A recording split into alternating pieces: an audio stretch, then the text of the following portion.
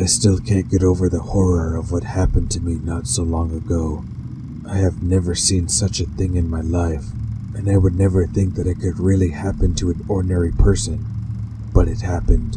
It made me believe that people can turn gray from fear, because today, looking in the mirror, I found a lock of gray hair on my head. Those events have changed my life and my perception of life. Now, I want to tell you what was happening to me during the last few days. I want to warn at least someone against it. Otherwise, the same thing may happen that happened last night at my house. I will try to tell you everything in detail.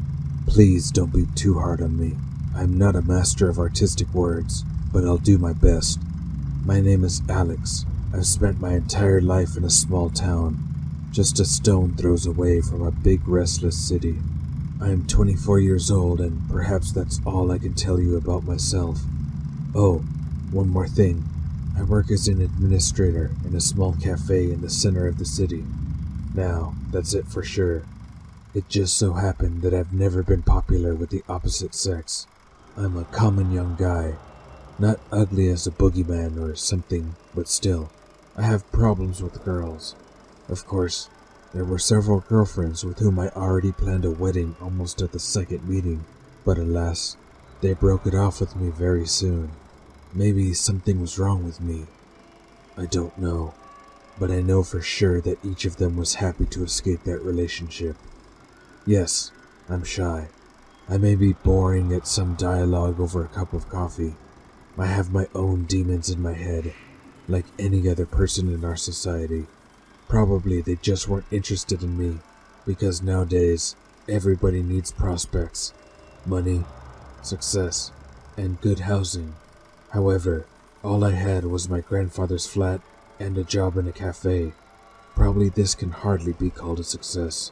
Well, not long ago, just a week ago, maybe a little more, I met a young lady.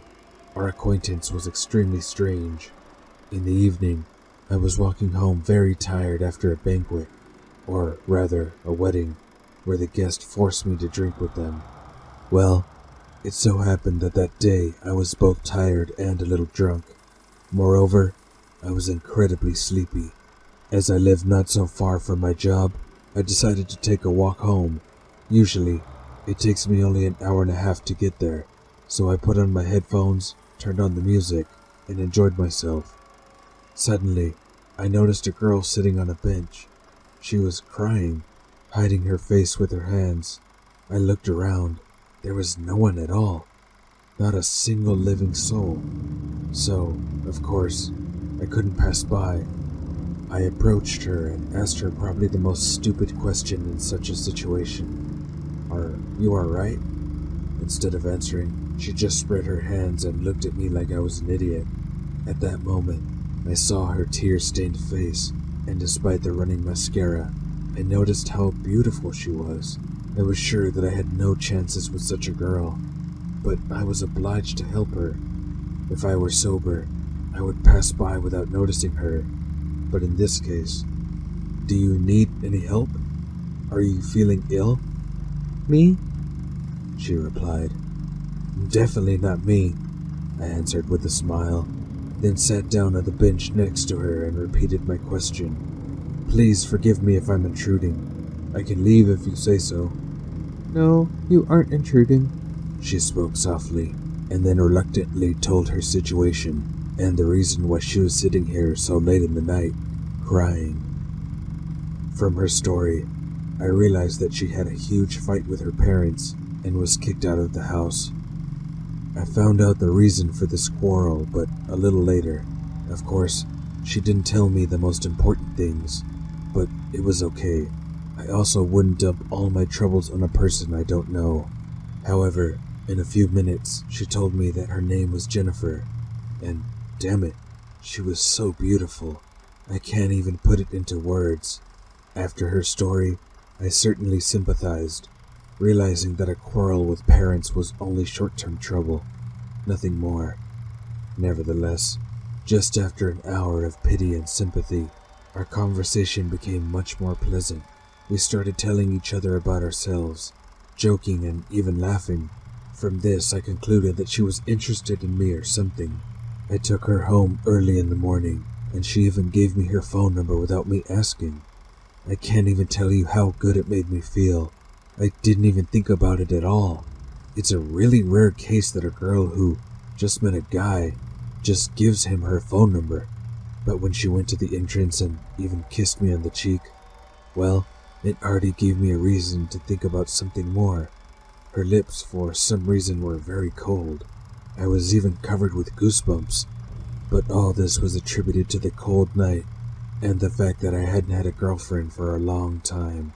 Well, after I walked home, or rather, I would even say flitted, naturally, there was no trace of alcohol left, but my mood was at its height. I was thinking only about her, and there were no other thoughts in my head. Naturally, I couldn't fall asleep at home either. I suppose many of you know this feeling. I couldn't sleep until the time when I had to go to work. Of course, I couldn't do my job, not only because of the lack of sleep at night, but also because of my daydreaming. I couldn't even think about going to the hall and taking an order or solving a dispute between a waiter and a guest about a hair in the soup. I called her the next day. She was very happy to hear from me. We talked a little, and I suggested going somewhere for coffee with croissants. She gladly agreed, and I couldn't wait for that day. The working day seemed to be very long, but finally, it ended. The following day was a day off, a very special day off. I went home thinking about it, and fell asleep with the same thought. To cut the long story short, I was preparing for a date, washing and shaving since the very morning. I even had to go to the store and buy some new clothes, because, frankly speaking, I looked like a homeless person. And then the evening came, and the time of the meeting was rapidly approaching. I bought a box of Raffaello and called a taxi. She looked amazing without tears, and with makeup. I couldn't find any other words to describe her. For some reason, some doubts came into my head during the last 2 days. Damn, I thought that it couldn't be the truth. I can't be so lucky, and so on. I'm very self-critical in this regard. But as soon as I looked at her, all the negative thoughts disappeared. This evening was just fine. We had coffee, walked down the street. Luckily, it was much warmer than last night. Neither I nor she wasn't silent for a single second, and we learned a lot about each other. I was happy at that moment, and nothing could have dampened my mood that night. When it was time to leave, I took her home. We sat for another 20 minutes near the entrance, but then she went home, again kissing me on the cheek. Her lips weren't as cold as they had been last time. We walked like that for another week, and everything happened by itself. We started dating and literally spent all our free time together, and that's when I noticed that she was a little strange. This was manifested in minor things. For example, she was sometimes afraid of bright light for some reason. A strange phobia, of course. When we were at home, I even had to change all the light bulbs in the apartment to dimmer ones, just to make her feel comfortable. Recently, she took a shower at my house. I went to the bathroom after her and opened the tap. The water was boiling hot. I couldn't even touch it, but she managed to take a shower. When I asked her about it, she answered with her sweet smile that she liked slightly warm water. I didn't pay much attention to these oddities. I paid absolutely no attention to her peculiarities. We even stayed together for a few days, and you can imagine what was going on in the bedroom. Everything was just gorgeous. She had overshadowed my mind to the point that I hadn't noticed anything that was happening around me lately. It wasn't normal anymore. I knew that, but it was like she had charmed me, and there was nothing I could do about it.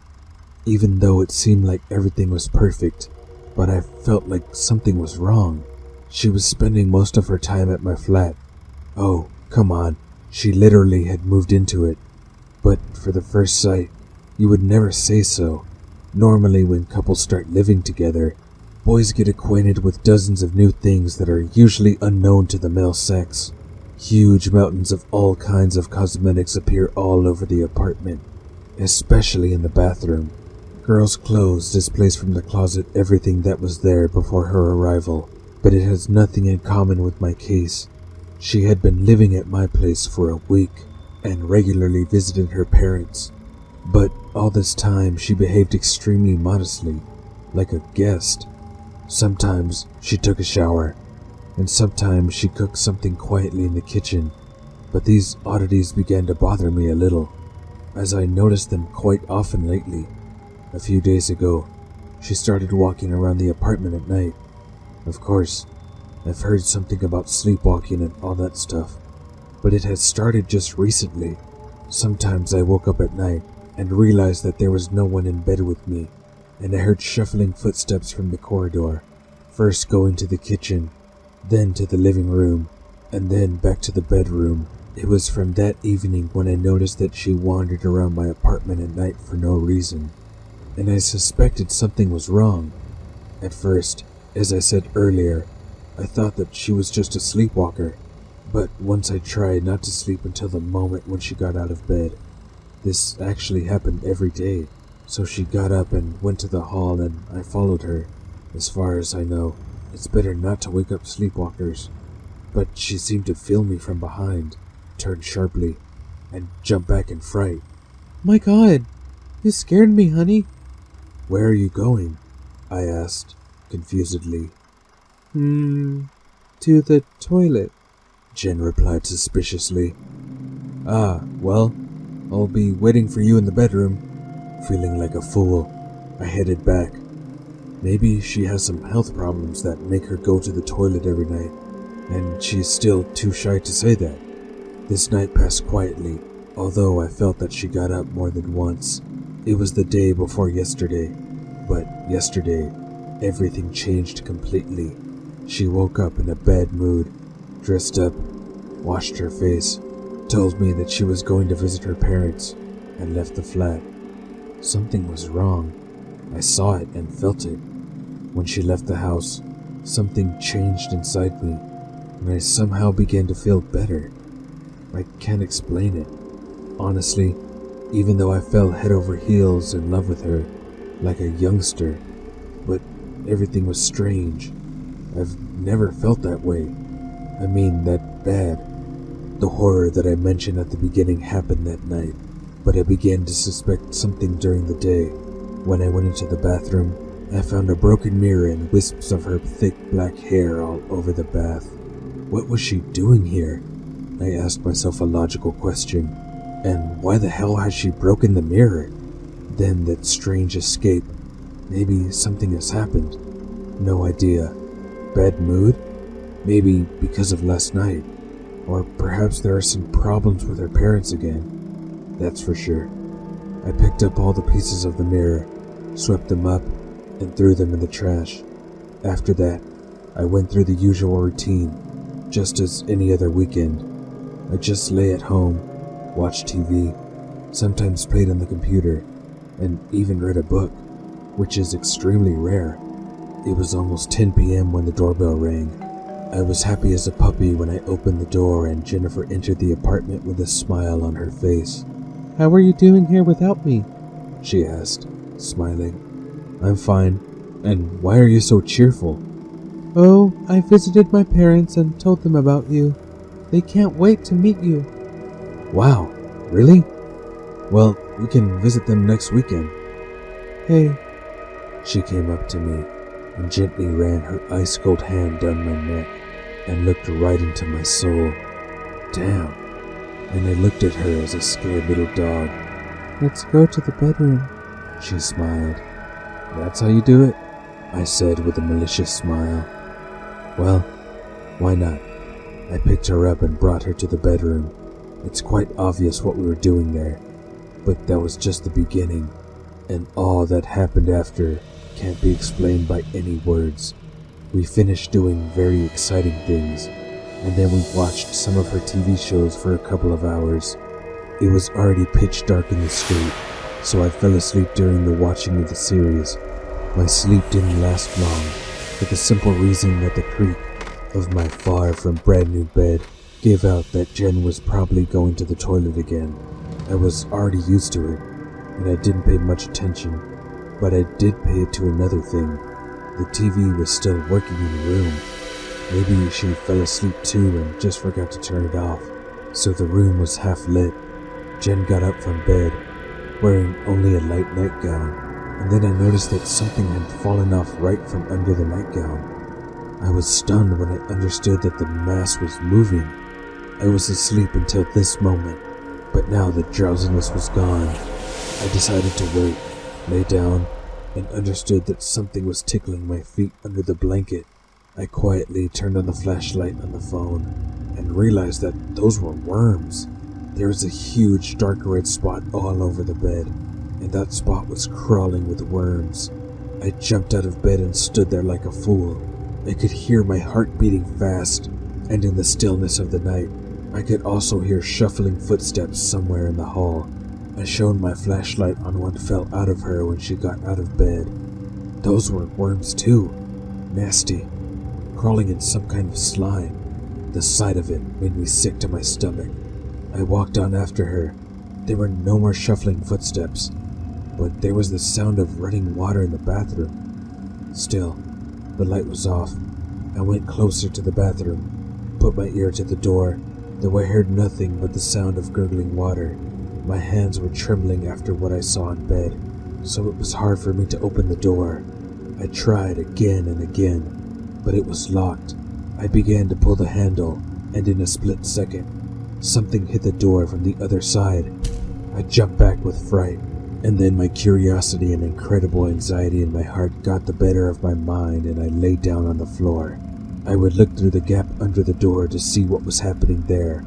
Well, and at least try to see, because the light was turned off there, and only then a brilliant idea came to my head.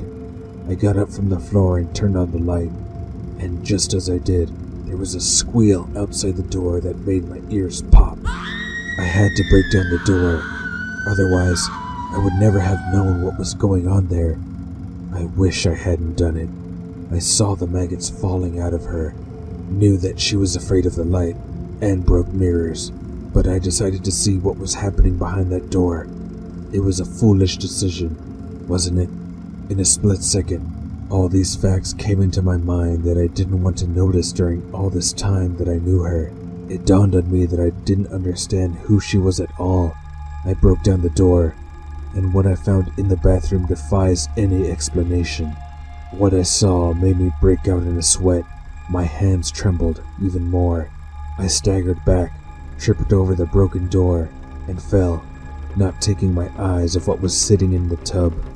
The room turned into the sweating room. It was insanely hot there. The steam from the boiling water was everywhere. The water temperature was noticeably different from the one she usually took a shower at my place with. The water was pouring into the tub, filling it more and more, and Jennifer was sitting in it, but it was no longer my girlfriend. It was no longer the girl I fell in love with at first sight. It was a real monster. I don't know what was happening to her, but she was sitting in this boiling water. Layers of skin had already begun to peel off from her body. She was covered with incredible burns. The water was red, apparently from the blood that flowed from everywhere, especially from the places where the skin had peeled off.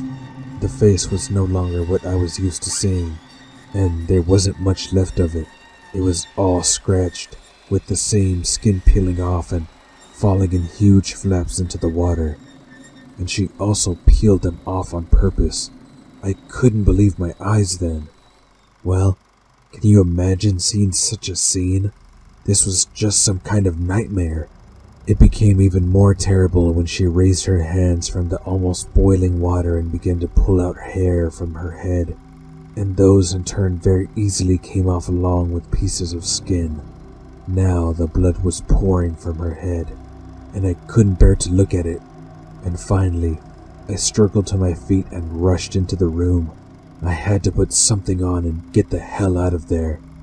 So I did. It was freezing cold on the street. I quickly threw on a t-shirt and pants, grabbed the phone and the keys from the nightstand, and ran down the corridor when I caught her out of the corner of my eye. Bloody wounds were all over her body. I even saw bones in some places. I'm pretty sure that any person with such burns wouldn't have survived. It's just impossible.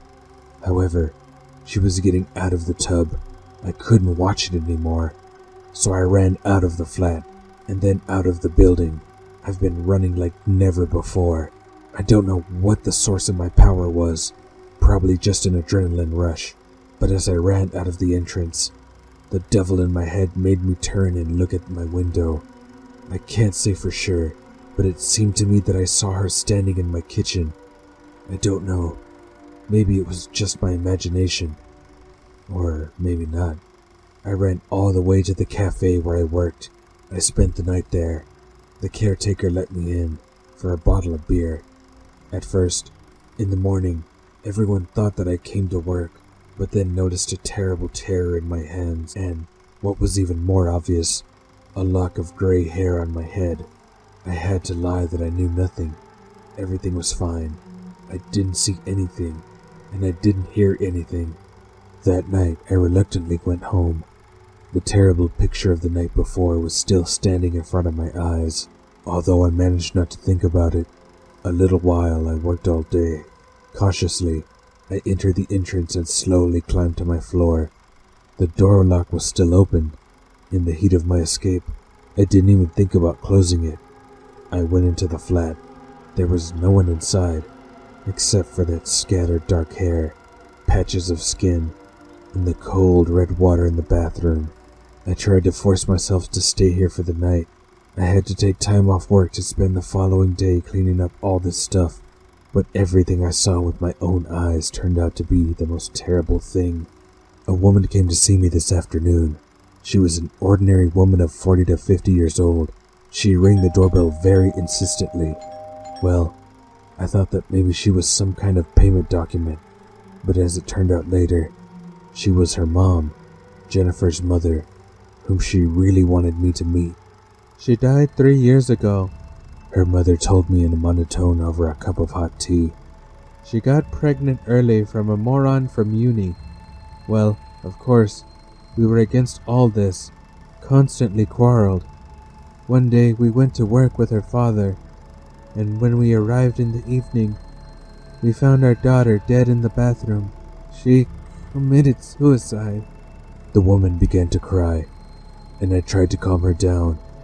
Apparently, God cursed her to visit us from time to time.